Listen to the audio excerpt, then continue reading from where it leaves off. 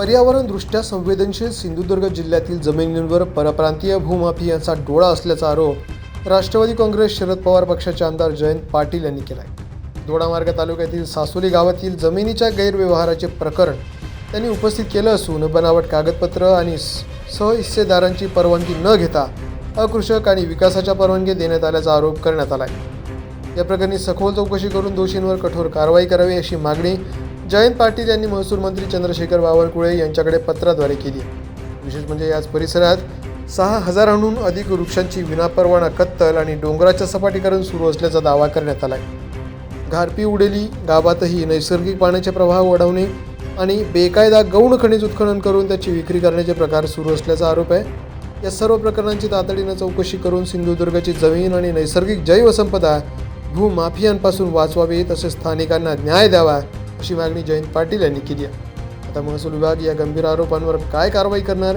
याकडे सर्वांचं लक्ष लागलं आहे। द पोलीस न्यूजसाठी चंदू कुमार श्रीवास्तव, मुंबई।